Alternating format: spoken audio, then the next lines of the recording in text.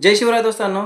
शेतकऱ्यांना कर्जमाफी होणारच आहे, पण शेतकऱ्यांना कर्जमाफी होत असताना काही समित्या स्थापन करण्यात आल्या किंवा काही अभ्यासू समिती अशाही स्थापन करण्यात आल्या. तर अभ्यासू समितीने जी स्थापन करण्यात आली, तिचा अभ्यास म्हणजेच एप्रिल महिन्याच्या पहिल्या आठवड्यातच जाहीर व्हायला पाहिजे होता.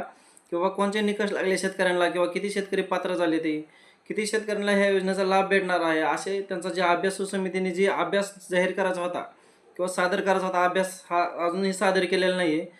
तर त्यांचा अभ्यास हा अजून सादर न झाल्यामुळे किंवा त्यांनी अजून अभ्यासाची पूर्तता न केल्यामुळे आता हे जो अभ्यास आहे पुढं 8 ते 10 दिवस म्हणजेच किंवा पुढच्या आठवड्यात किंवा 2 हप्त्यांनी पुढे ढकलण्यात येणार आहे. आणि हा अभ्यास जाहीर झाल्यानंतरच आपल्याला कळू शकते बाबा किती शेतकरी यासाठी लाभार्थी पात्र झालेत. आणि ह्यांना शेतकऱ्यांना कर्जमाफी करत असतानाच काही नवीन अपडेट किंवा किती लाभार्थी पात्र होऊ शकतात ह्यामध्ये किंवा त्यांना काही निकष लावण्यात आलेले आहेत. हे कोणते निकष आहेत हे आपल्याला समजून घ्यावं लागणार आहे.